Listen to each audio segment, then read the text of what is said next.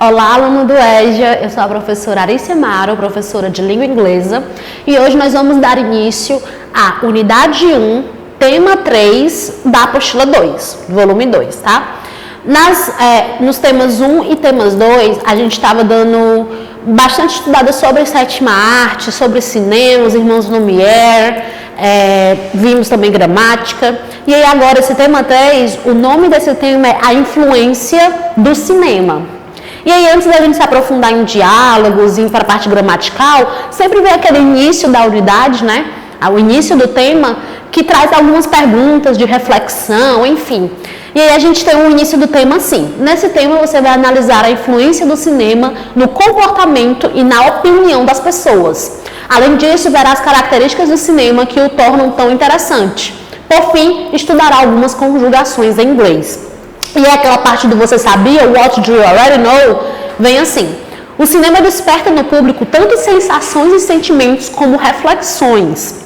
Em sua opinião, quais tipos de sentimentos e valores os filmes podem produzir e transmitir? Anote-os nas linhas a seguir. Então, realmente, nesse processo de reflexão, você pode usar tanto você como outras pessoas, mas enfim, pensando no geral, filmes que você assiste desde a sua infância, não importa o gênero, se é ação, comédia ou animação, documentário, mas que tipo de sensação, de reflexões, de críticas, de sentimentos no geral, você já tirou, né? Você já conseguiu terminar um filme e ficar tipo... aqueles 10 primeiros minutos de, meu Deus, o que aconteceu aqui? Então, tenta retomar, né, pegar esses flashbacks aí da sua vivência, da sua experiência com esse tipo de mídia e anotar na sua apostila, tá? E depois a gente tem, em seguida, faça uma lista respondendo a seguinte questão. Como o cinema pode influenciar a vida das pessoas? Então aqui, obviamente, você pode se usar como exemplo, mas tenta pensar no modo geral também, fora da sua bolha, né? O que é que o cinema pode trazer que pode realmente mudar completamente a vida de uma pessoa? Seja em aspectos sociais, em aspectos intelectuais, não sei. O que é que pode causar, né? Não só a questão de empregos e tudo mais, mas enfim, uma pessoa quando ela consome um filme, o que é que pode trazer de diferente para a vida dela? É capaz dela mudar por causa de um filme? Então, enfim, tentem falar um pouco sobre isso, tá? Obviamente é tudo pessoal, então realmente é isso, né? Você tirar de dentro de si, da sua mente ali, nas camadas mais profundas do seu cérebro, esse tipo de vivência que com certeza você já teve e tentar, né, botar em palavras, explicar aí como é que funciona na sua opinião. E aí a gente tem um texto que se chama O Poder do Cinema. E esse texto, ele fica naquelas partes azuis, né? Tá na página 26 dessa segunda apostila do volume 2. E eu vou ler esse texto em inglês, tá? As seen in theme 2, one of the first movies exhibited on an audience was the arrival of a train at La Ciotat, and is said to have caused panic in the people who were watching it. Although this version might sound exaggerated, the story became the myth of the power cinema has over people's emotions. Take a look at the diagram with other characteristics that make cinema such a powerful tool. Então aqui eles retomam sobre o que a gente tinha falado no tema passado, dos irmãos Lumière e tudo mais, e eu tinha até comentado com você que eles passaram lá um filme de um trem, né, e que alguns historiadores diziam que aquele trem tinha causado certo pânico nas pessoas que estavam sentadas mais próximas da onde estava refletindo a tela, né, então as pessoas realmente achavam que o trem era de verdade, ia chegar, ia atropelá-las e tudo mais. E alguns outros historiadores dizem que não, que isso é um mito, né? É uma reação exagerada, para trazer esse boom mesmo, né? Ao redor dessa experiência que foi esse primeiro filme que foi exibido.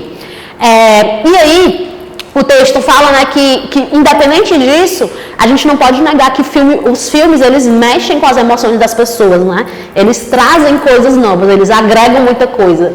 E aí no livro de vocês tem esse diagrama que eu fiz aqui para ficar melhor da gente visualizar, mas você tem acesso a ele na apostila também, tá? Então a gente tem cinema aqui no foco de tudo no meio e as coisas que o cinema pode trazer pra gente, né?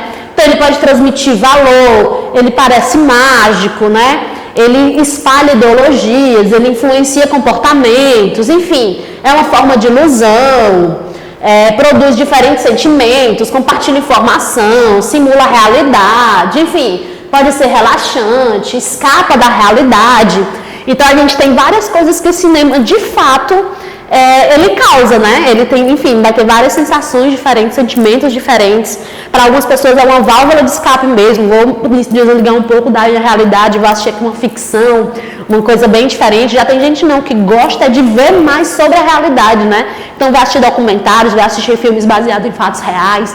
Enfim, tem filme para todo tipo de gente, todo tipo de gosto. E é uma certeza, né, que o filme ele tem esse poder mesmo de alavancar, de mudar, de transformar cabeças e pessoas. E aí, o livro traz uma sugestão de atividade que eu também quero sugerir para vocês de fato fazerem, tá? Baseando nisso aqui que a gente tem, nesse diagrama, e nesses adjetivos aqui, que a gente tem powerful, fascinating, interesting, funny, pleasant and profound. Mas não são adjetivos aleatórios, tá? São adjetivos que de fato o livro trouxe pra gente e ele sugere o quê? Que a gente mescle esses adjetivos com alguma coisa do diagrama.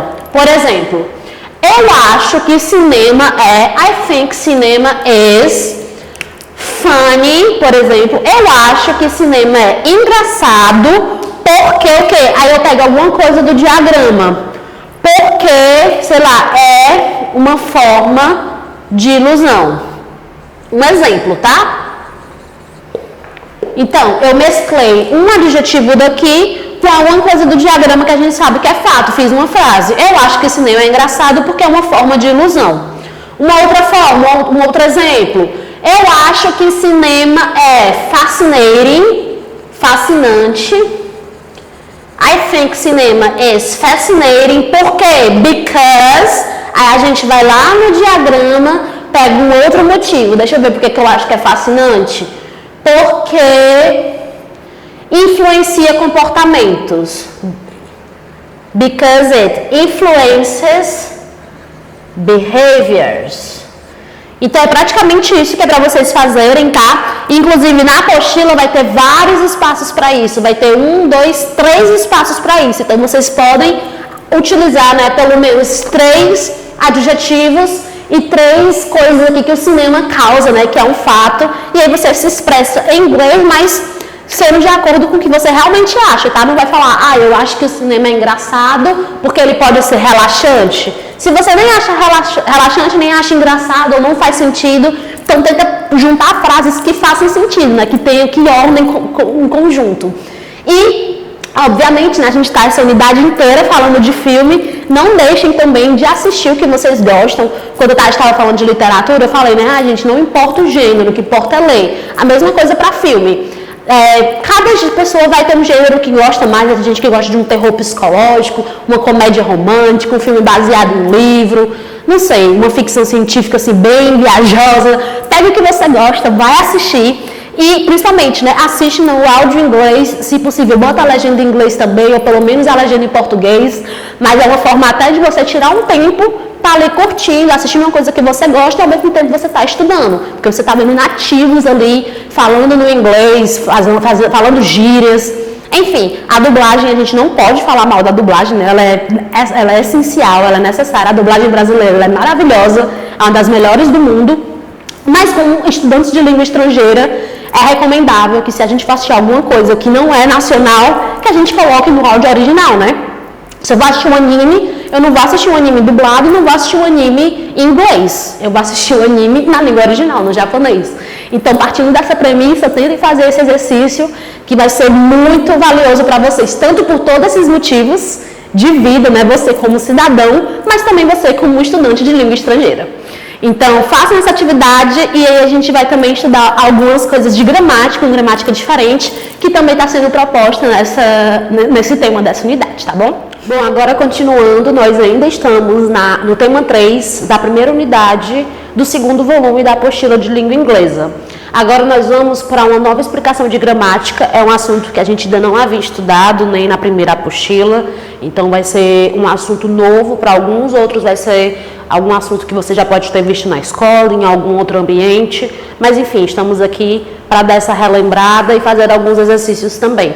Na página 27, nós temos o Time for Grammar, Conjunctions. Então, nós vamos estudar algumas conjunções na língua inglesa. Não todas, mas basicamente as mais comuns, as que são mais utilizadas. Ao longo desta unidade, você deve ter encontrado algumas palavras que têm por função estabelecer relações entre frases, como adição, contradição, opção, consequência, causa e etc. Em inglês, tais palavras são chamadas de conjunctions. Exemplos dessas palavras são, nós temos o and, que é o e, né, vai servir como essa adição, o but, que é o porém, o mas, funciona até como uma conjunção adversativa, né? O or, que é o ou, tem a questão da opção, né?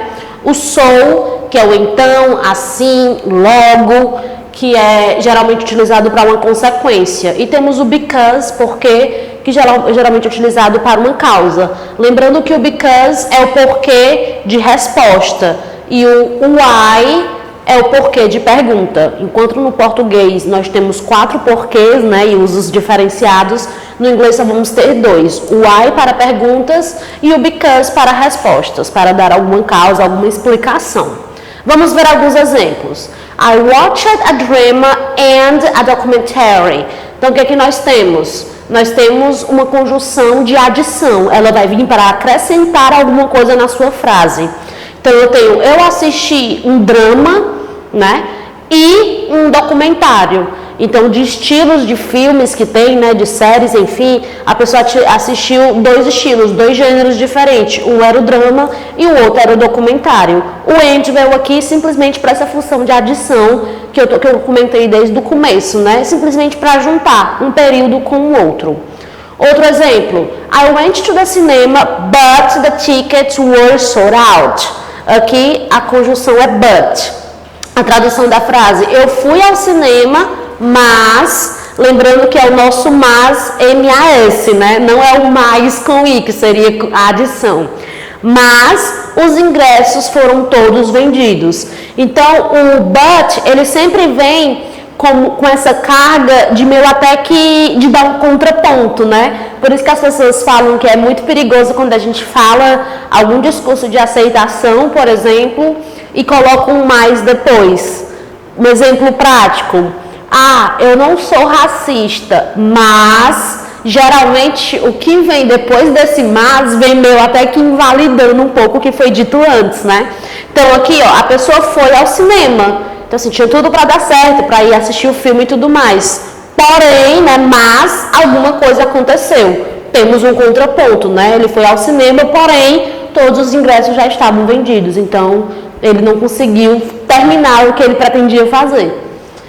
Outro exemplo. Do you want to go to the theater or watch a movie? Então, aqui nós temos as opções. Você quer ir ao teatro ou assistir um filme? Então, o or, ele é bem parecido com o nosso uso no português também, né? É uma coisa ou a outra, sei lá, azul ou vermelho, né? Pizza ou lasanha. Então, é sempre essa questão de opções. Pode ser 2, como pode ser mais também. Outro exemplo. There were many interesting movies, so I chose 3. Então, o so, ele vem, às vezes, assim, como uma causa, sabe? Por exemplo, na tradução, tinha, né, muitos filmes interessantes. Então logo, eu escolhi 3. Então, assim, como tinha um leque de opções de filmes muito interessantes, logo, né, assim, com isso, então, eu fiz tal coisa. Então, o so, geralmente, ele tem essa carga. Alguma coisa que foi dita antes, ela meio que justifica, ou que dá meio que esse aparato para você decidir uma determinada ação. Aqui, I like movies because they are inspiring. Aqui nós temos o because, eu tô dando uma explicação, né? Eu gosto de filmes porque eles são inspiradores. Então, novamente, o because é o porquê de explicação, não o porquê de pergunta. Então, ele vem com essa função, né, de você explicar alguma coisa. Outras conjunções utilizadas em inglês são, nós temos o until, que é o até, temos o if, que é o se, para você fazer uma condicional, né, uma oração assim que usa mais uma questão hipotética. E temos o since, que significa desde, e etc, né, temos outras também. Mas vamos ver alguns mais exemplos aqui. Wait for the children until the bell rings. Então, espere pelas crianças até que o sino toque. Até, né? Until. If you leave the class earlier, you will have to replace next class. Temos esse if aqui que dá essa condição. Então, se você deixar a aula mais cedo, você terá que repor, né, a próxima aula. Então, o if, ele vem geralmente no início de frase para dar realmente essa situação hipotética, essa condição. Se você fizer tal coisa, essa outra coisa vai acontecer. Se eu ganhasse na loteria, eu faria tal coisa. E um outro exemplo, his family has lived here since they arrived from Mexico. Então, nós temos a família dele morou aqui desde que eles chegaram do México. Então, since, não é since, tá? É since, ele vem como essa palavra que a gente vai traduzir como desde, né? Para você dar meio que um norte, sei lá. I study English since I was a kid. Eu estudo inglês desde que eu sou uma criança. Então, a tradução mais exata mesmo para o since é o desde. Vamos fazer mais alguns exercícios e também ter mais uma explicaçãozinha sobre conjunções para garantir que vocês vão internalizar direitinho. Então, na página 28, nós temos um exercício. Preencha as lacunas usando as conjunções do quadro a seguir. No quadro, nós temos and, but, or, so, because. O que é que nós temos que fazer? Temos que ler a frase, tentar traduzir, entender o contexto e ver qual é a conjunção que ficaria melhor. Que ela melhor se aplicaria ali naquele contexto da frase. Então, nós temos I think cinema is powerful, it is a form of illusion. Então, nós temos, né? Eu acho que o cinema é poderoso, o que ficaria melhor? E é uma forma de ilusão, mas é uma forma de ilusão. Eu acho que o cinema é poderoso ou uma forma de ilusão. Eu acho que o cinema é poderoso, então é uma forma de ilusão. Ou eu acho que o cinema é poderoso porque é uma forma de ilusão. Faz mais sentido, né? Você está meio que justificando por que você acha isso. No caso, por que você acha que o cinema é poderoso. Em seguida tem a explicação. It's a form of illusion. Então, o melhor seria o because. Você está dando uma explicação, um motivo plausível para você crer nisso aqui. Na segunda, she watched a drama, I watched a comedy. Então, ela assistiu um drama, alguma coisa, né? Eu assisti uma comédia. Esse daqui já foi, né? Então, seria, ela assistiu um drama e eu assisti uma comédia. Ela assistiu um drama, mas eu assisti uma comédia.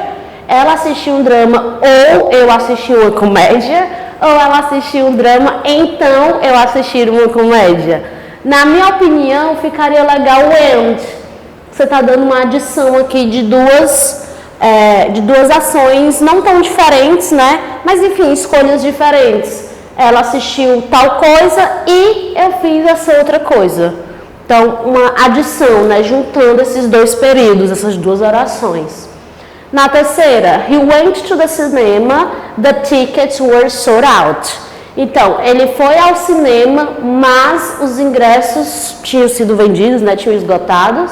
Ele foi ao cinema ou os ingressos tinham esgotados, ou ele foi ao cinema, então os ingressos tinham esgotado. É o but, né? É o que vem justamente para meio que invalidar o que foi dito antes, depende do contexto, né? Nesse contexto é o quê? Ele foi ao cinema, tinha tudo para dar certo, enfim, ele comprou o ingresso dele, assistir quantos filmes quisesse, com quem ele quisesse e tudo mais. Porém, tinha uma outra situação que fugia do controle dessa pessoa, então, né, mudou um pouco o rumo das coisas, digamos assim. Na próxima, do you want to watch a movie? A football match. Você quer assistir um filme ou uma partida de futebol? Ou você quer assistir um filme, então, assim, logo, né, uma partida de futebol? É o or, né? Para dar a opção. Você quer fazer tal coisa ou quer fazer essa outra coisa? Escolha, né? Então, sobrou o so. There were no good movies, so I went home. Não tinha filmes bons, filmes legais. Então, eu fui para casa. Então, perceba, né, como é o uso de cada um. Aqui, eu estou dando uma justificativa para essa minha primeira opinião aqui que foi dita. Nessa, eu estou juntando, né, eu estou só adicionando. Ela fez tal coisa e eu fiz essa outra coisa. Aqui é o but, né, é a conjunção adversativa.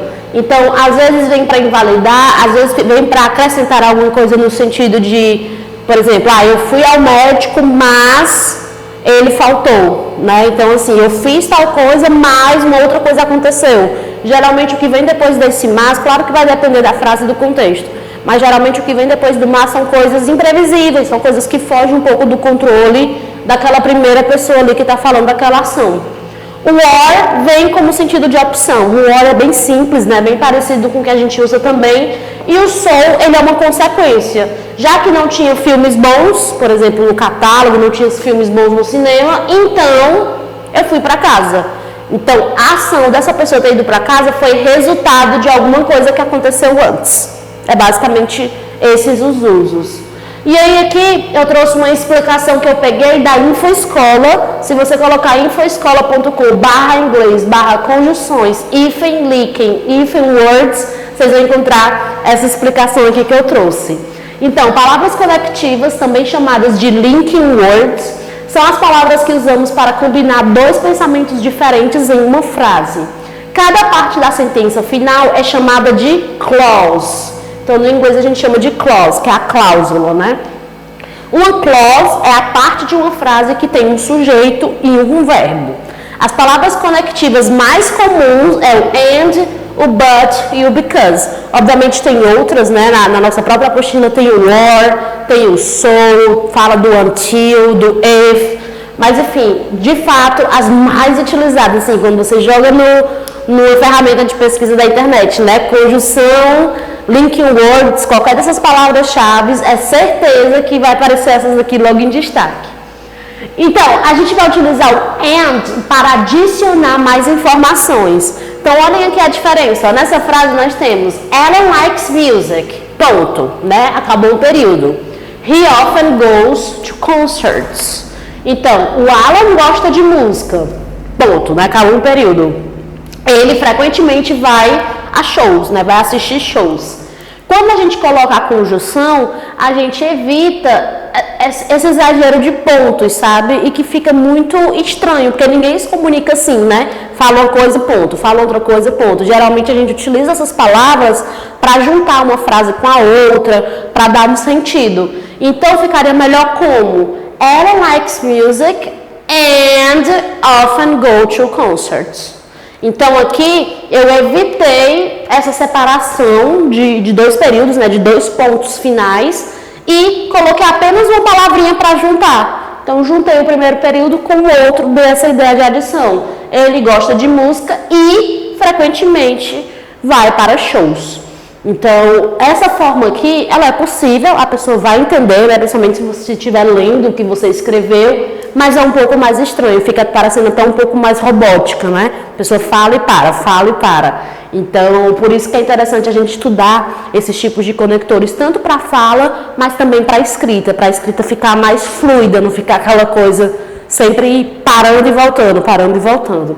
Enfim, vamos ainda ver mais algumas explicações aqui sobre os conectores, né, que eu peguei da Infoescola. Seguindo em frente, use but para mostrar a diferença. Então aqui, ó, Alan likes music, encerrou um período. He rarely buys it. Então, o Alan gosta de música, né, acabou aqui um período, ele raramente compra, tipo, compra CD ou compra canções, né, compra música. Se a gente colocar o conectivo, novamente a gente não vai precisar fazer esses dois períodos assim separados. Alan likes music, but he rarely buys it. Alguns sites também dizem que o but, ele traz essa carga de uma frase ser positiva e a outra ser negativa, por exemplo. Então, assim, ó, positivo, ele gosta de música, a negativa, ele não compra, tipo, ele não ajuda com esse mercado, digamos assim. Use because para mostrar a razão de algo. Alan likes music, he grew up in a musical family. Novamente, dois períodos, né? Alan gosta de música, ele cresceu em uma família musical, tipo, ele cresceu nesse meio. Se eu uso because, eu não preciso fazer os dois períodos. Alan likes music because he grew up in a musical family. Então, eu estou dando uma causa e um efeito, digamos assim. A gente dá um porquê, né? O Alan gosta de música porque ele cresceu numa família musical. E a gente utiliza so para mostrar a causa e o efeito, né? Nesse caso aqui, gente, do because, ele pode ter um pouco dessa conotação, mas ele sempre vem com essa carga de explicação, de você meio que se justificar, digamos assim. Aqui eu estou explicando porque que ele gosta de música, porque ele teve essa influência familiar aqui desde novo. Aqui é mais visível, digamos assim, o que causou, né, o que começou, o que deu início àquilo e a consequência, o efeito daquilo. Ela won a contest, he went to the concert. Então nós temos, ela ganhou um concurso, né? Ele foi para o show. A gente entende que por o fato dele ter ganhado esse concurso fez com que ele conseguisse ir para o show. Mas aí se eu uso so, eu também não preciso dividir em dois períodos. Alan won a contest, so he went to the concert. Então, o fato do Alan ter ganhado esse concurso, enfim, poderia ser um sorteio, uma rifa, enfim, o fato dele ter ganhado aqui nessa participação causou o efeito dele ir para o show. E aí, novamente, com esses conectores, a gente não faz esse tipo de estrutura aqui, com dois períodos. E agora um exercício que eu peguei do EnglishExercise.org. Complete with conjunctions. Então, a gente vai completar utilizando essas conjunções. Para melhor saber o que a gente faz, a gente traduz a frase e vê o que ficaria melhor no português. Vai ser bem parecido, digamos assim, com a lógica do inglês também. Então, na primeira, she wants to go to the cinema, I don't like that film. Então, ela quer ir ao cinema, né? Ela quer ir ao cinema assistir alguma coisa. Eu não gosto daquele filme. Lembra que eu falei, né, que geralmente é uma coisa positiva, uma coisa negativa? Ficaria super adequado o but aqui. Ela quer ir ao cinema, mas eu não gosto daquele filme. Então, temos aí um impasse, né? Temos que chegar num acordo, porque ela está querendo fazer uma determinada coisa, mas eu não gosto. Eu não estou tão interessado assim. Na segunda, my wife plays tennis, football. Aqui, um simples caso de adição, né? A minha esposa, ela joga tênis e também joga futebol. Então, não tem por que a gente fazer my wife plays tennis, ponto final, depois my wife plays football. Basta uma palavrinha aqui, que eu já aproveito essa primeira estrutura e só adiciono mais informações, mais curiosidades. Na terceira, I can't sleep, I'm going to drink a glass of hot milk. Eu acho que aqui o so ficaria super viável. Eu não consigo dormir, então eu vou tomar um copo de leite quente. Então, o fato de eu não estar conseguindo dormir causou esse meu tempo livre aqui, ou essa minha vontade de tomar uma xícara de leite quente, por exemplo, para talvez ajudar eu pegar no sono. A quarta, she went to the disco, she didn't dance. Eu acho que ficaria o but aqui também, né? Ela foi para a discoteca, mas ela não dançou. Novamente, né? Como se fosse uma coisa positiva e uma coisa negativa, dependendo do ponto de vista. Também poderia ser uma coisa negativa e para boate positiva a pessoa não dançar. Vai depender do ponto de vista, né?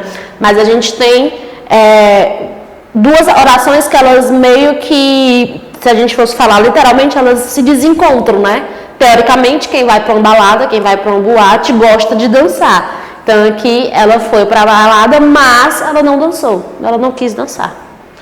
A quinta, I'm studying English, I love languages. Aqui se encaixa perfeito because, né? Você está dando a justificativa. Eu estou estudando inglês porque eu amo línguas. Eu sou apaixonada por estudar línguas estrangeiras. Então esse é o motivo de eu estar estudando a língua inglesa.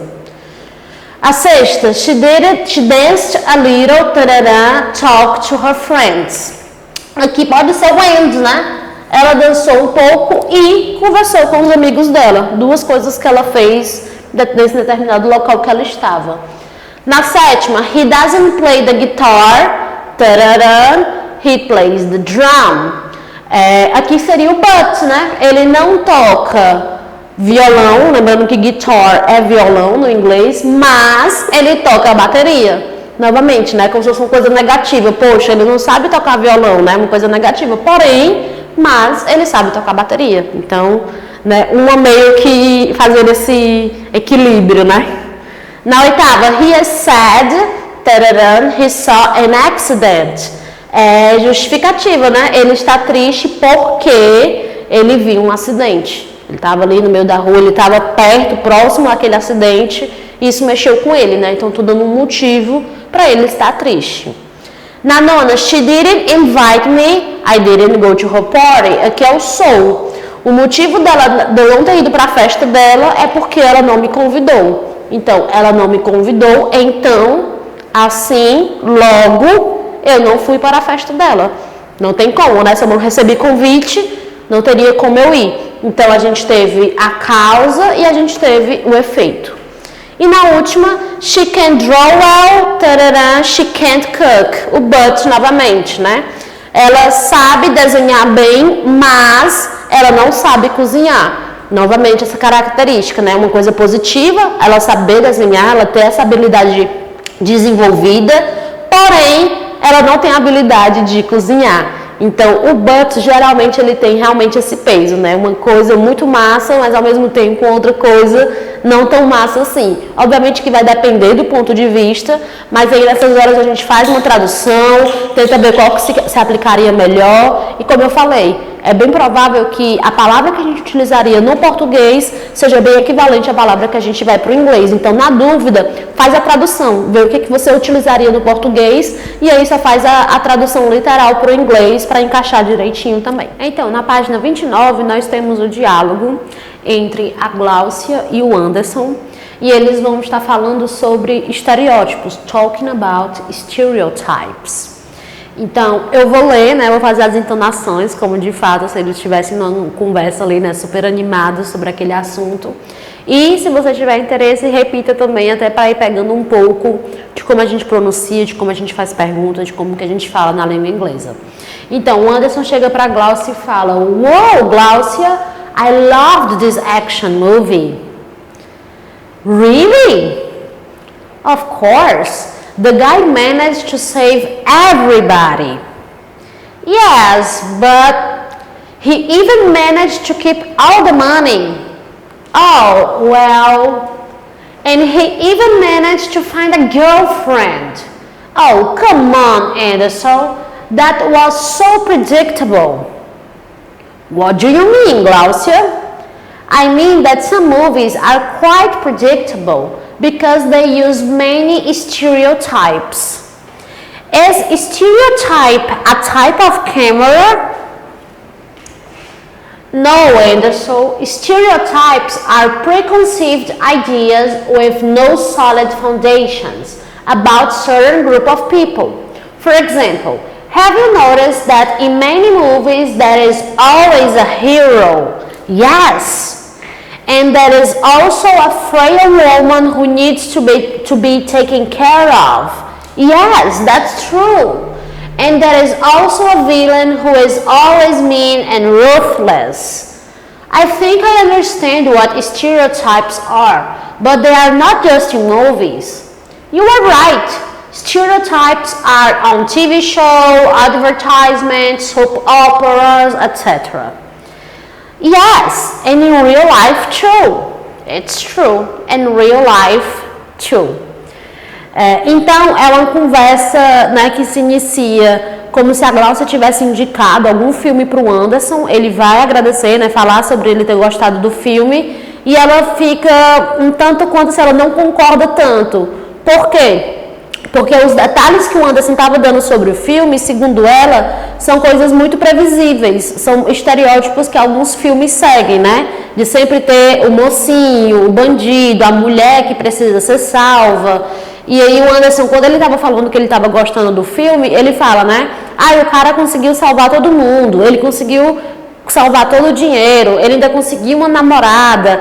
Então, assim, aquele tipo de filmes que acontecem várias turbulências, né, do início para o meio, porque tem que ter o plot twist, mas são aquelas turbulências que geralmente alguns espectadores até ficam meio que, ok, não vou nem ficar nervoso, não vou nem ficar triste, porque eu sei que no final vai dar certo. Acho que é por isso também que alguns filmes que quebram um pouco isso são tão hypados, né, digamos assim, várias séries também, Game of Thrones, por exemplo, que é uma série que mata diversos personagens, sejam eles favoritos, sejam eles personagens principais ou não. Então isso faz com que a gente, que é espectador, fique com um certo receio, um medo daquele personagem se dar mal, né? O que não acontece quando o filme é muito estereotipado, né? Algumas animações também, acontece ali uma tragédia, uma tristeza, mas a nossa reação é, no final vai dar tudo certo, porque é bem previsível, né? É um estilo que vários filmes seguem. Então, a Glaucia meio que discorda do Anderson por conta disso, né? Por ser um roteiro, digamos assim, uma história muito batida, só muda, né, o nome dos personagens, a tragédia que acontece, mas no geral, ainda mais em filme de ação, no geral tem muito essa repetição, né? Geralmente filme de ação é o quê? Começa, né, todo mundo feliz, o cara com a família, com mulher, com filhos, etc. Acontece alguma coisa, alguém da família dele morre, alguma injustiça acontece e ele vai atrás de vingança. Então, geralmente esse é o plot de filmes de ação, né? E ele consegue, mata todo mundo, geralmente é um cara que nem era envolvido com nada, mas ele, né, aleatoriamente ele vai se envolver com pessoas que estão nesse ramo há anos e ele consegue matar todo mundo, se vingar de todo mundo. Então esse tipo de filmes previsíveis, né, que a Glaucia vai falando. E aí ela dando essa opinião, ela começa a falar sobre estereótipos. E o Anderson fica meio confuso, né? Ele fica, o que é estereótipo? É um tipo de câmera? E aí ela vai fazer uma explicação sobre estereótipos, que eu não vou traduzir porque é justamente o que o exercício vai perguntar na apostila. Algumas perguntas sobre esse diálogo, sobre o que é estereótipo, sobre o que a Glaucia falou que geralmente acontece nos filmes, né? Alguns personagens, alguns papéis que certos personagens têm. Então, basicamente foi isso. O restante agora não vou traduzir para que você tente, né, entender aqui no contexto geral toda a explicação, todo o entendimento que o Anderson teve com a Glaucia, para poder a gente responder junto à atividade que está logo após esse diálogo. E na página 30 nós temos o exercício de acordo com o diálogo entre o Anderson e a Glaucia.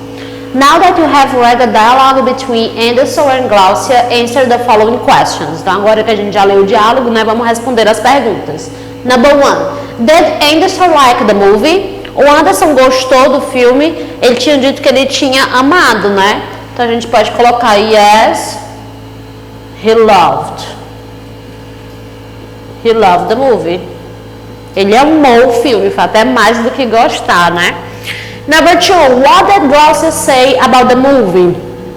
Então, logo na primeira opinião que ela deu meio que de contra com a opinião do Anderson, qual que foi? Foi a que o filme era muito previsível. Então, she said, ela disse que that the movie was predictable. Muito previsível. Na terceira, what are stereotypes according to Glaucia? Então, de acordo com a explicação que a Glaucia fez, o que é que são estereótipos? Stereotypes, né? Estereótipos são preconceived ideas. São assim, algumas ideias que a gente tem, né, antes até de saber mesmo, sem ter nenhuma base sólida, né? With no solid foundation, que é a base sólida, about certain groups of people. Então, de acordo com a Glaucia, isso que é estereótipo. São essas ideias prévias, digamos assim, que a gente tem sem nenhuma base sólida sobre determinados grupos de pessoas, né? E what are the examples of stereotypes in the movie they watched? Então, nesse filme que eles assistiram, quais são os exemplos de estereótipos que a Glaucia deu, né? Que o Anderson percebeu também?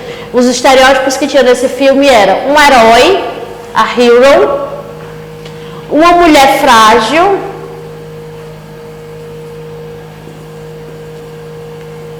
e um vilão.